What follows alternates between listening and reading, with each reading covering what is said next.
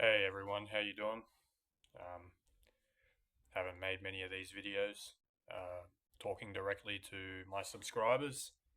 Um, Many of you probably hoping that I would make a video like this. Uh, so here I am. um, I wanted to talk about my handstand progression, what I did to get the handstand, and how I managed to do it so quickly in such a short amount of time. Okay, so when people see the handstand, they think it looks like a difficult movement. You know, you're balancing on your hands and you're keeping your body up. You know what I mean? Like it's acrobatic movement. Um, it's one of the fundamentals of calisthenics and gymnastics. Yet it's still a very rare movement to see um, anywhere. But basically, my journey to the handstand and the reason why I did it so quick was because I didn't train it like most people train. I trained it a lot different. Most people, when they train something, they they train it one day and then they have a couple of days rest and then they train it again, which is, understandable when it comes to strength movements, but handstand isn't necessarily a strength movement. It's more of a skill. It's more of a skill movement, balance. Um, I was very unorthodox, and the reason why I learned it so quick, I learned handstand within a month, and I managed to nearly master it within a month. I trained it pretty much. I trained it 4 times a week, um, because it never really affected my muscular performance. Like it's made me look better, but it's not necessarily an extremely taxing movement.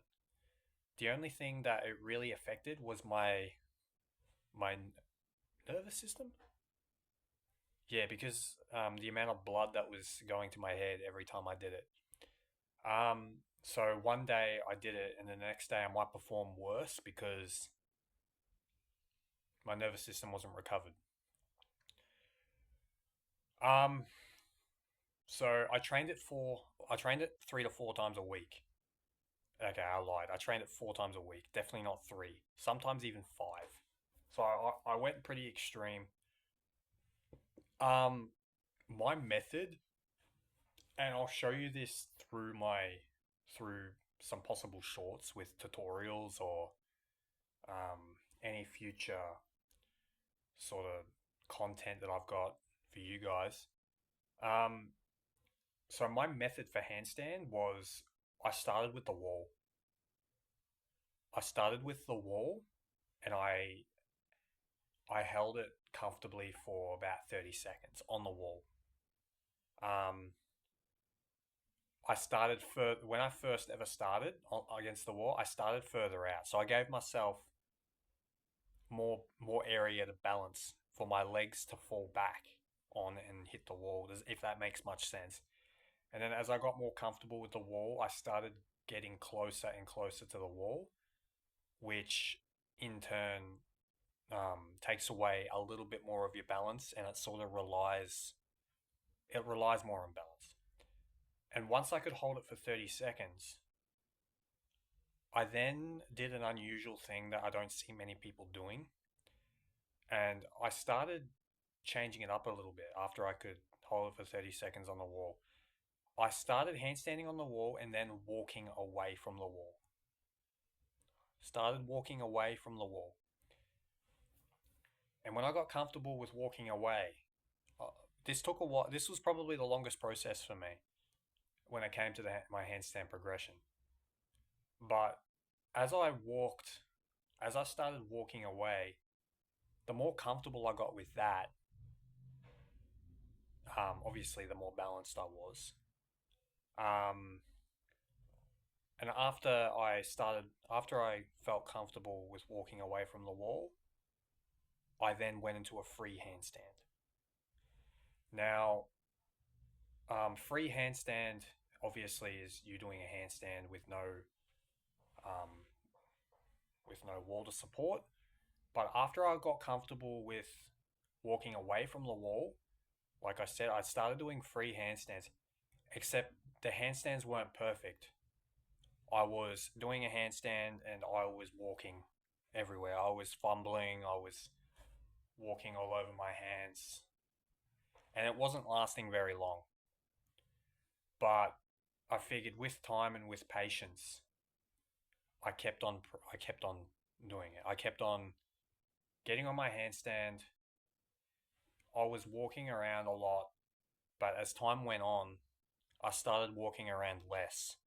I was still walking around, but I started walking around less. And my stabilizers were becoming more balanced. I was becoming stronger in that position. And eventually over time, I could handstand. I could kip up. Um, Basically, after stage after that was I could kip up.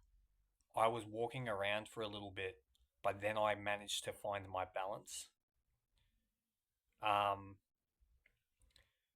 that was that was a this was probably the period of time for me where I got stuck on the longest because doing a perfect kip up, it's it's definitely not easy.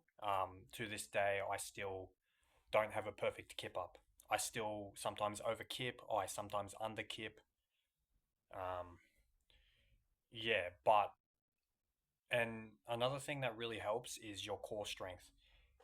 Your core strength plays a massive factor in stabilizing your whole body. Um, because I'm gonna post a short later, and yeah, I did. I held the handstand for a long period of time, but I could have done better because my core was fatigued, and when your core is fatigued, you can't stabilize your legs or your hips. And when I was handstanding, I was um my legs were coming over, which meant I had to use more force in my wrists to keep myself stabilized. Um, but yeah, that's pretty much how I did it. Um, and also one more thing too.